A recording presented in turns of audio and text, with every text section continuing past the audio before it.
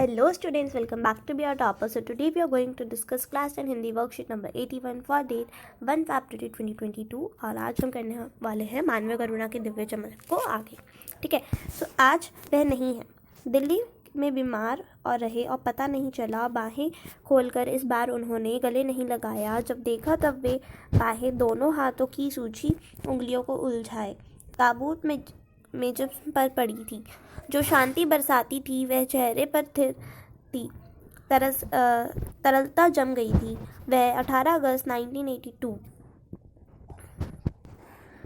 1982 की सुबह 10 बजे का समय था। दिल्ली में कश्मीरी गेट में निकलसन कब्रगाह में उनका ताबूत एक नीली गाड़ी में उतरा गया।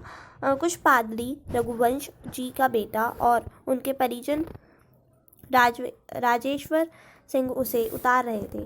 फिर उसे उठाकर एक लंबी संकरी उदास पेड़ों की घनी छां वाली सड़क से कब्रगाह के आखिरी छोर तक ले जाया गया, जहां धरती की गोद में सुलाने के लिए कब्र अवाक मुंह खोले लेटी थी।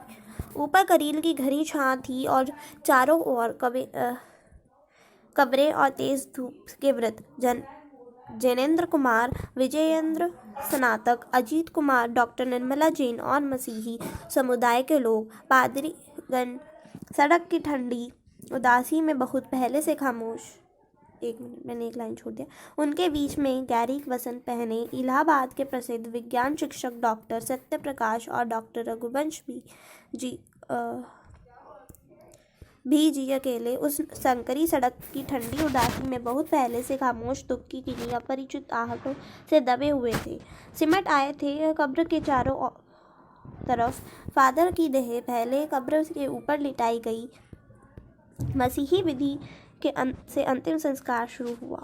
रांची के फादर पास्कल तोयना के द्वारा उन्होंने हिंदी में मसीही विधि से प्रार्थना की। फिर सेंट जेवियर्स के रेक्टर फादर पास्कल ने उनके जीवन और कर्म पर श्रद्धांजलि अर्पित करते हुए कहा, फादर बुल्के धरती में जा रहे हैं, इस धरती से ऐसे रत्न और पैदा हों। डॉक्टर सत्यप्रकाश ने भी अपने श्रद्धांजलि में उनके अनुकरणीय जीवन को नमन किया। फिर देह कब्र में उतार दी गई। मैं नहीं जानता इस सन्यासी ने कभी सोचा था या नहीं कि उसकी मृत्यु पर कोई रोएगा, लेकिन उस क्षण रोने वालों की कमी नहीं थी। नम आंखों का गिनना, स्याही फैलाना।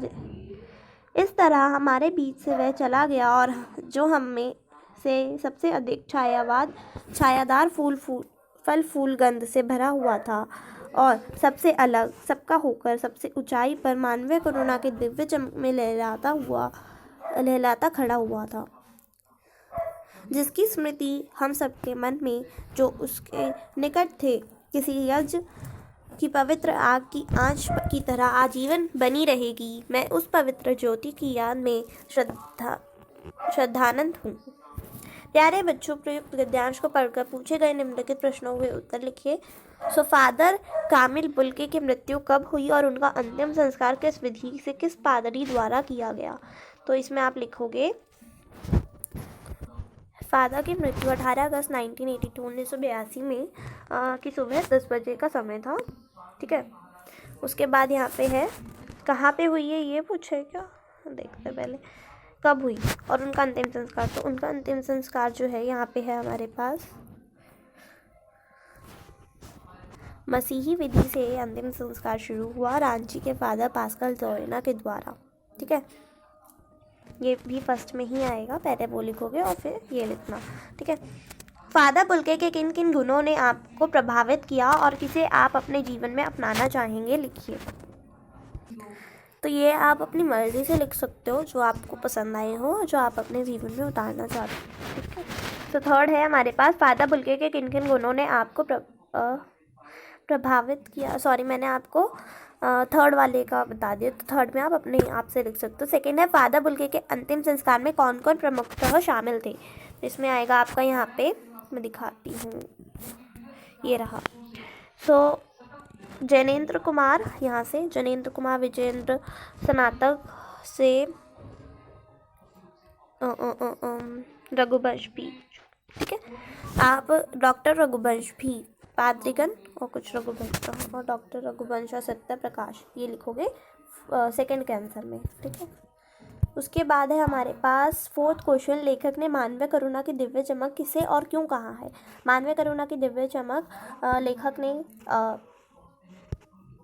फादर कामिल बुल्गे को कहा है, और ऐसे इसलिए कहा है क्योंकि उनके मन में सबके लिए प्रेम था और वो उनकी चेहरे पर झलकता था। वे किसी का दुख नहीं देख सकते थे, वे हर किसी का दुख दूर करना चाहते थे। स्वयं जब उन्होंने वो हर किसी को सांत्वना देते थे। स्वयं जब लेखक की पत्नी और पुत्र की मृत्यु हुई थी तब भी उन्हें दो बोल कर उन्होंने सांत्वना दी थी, ठीक है। उसके बाद है नम आँखों को गिनना स्याही फैलाना है का आशय स्पष्ट करिए।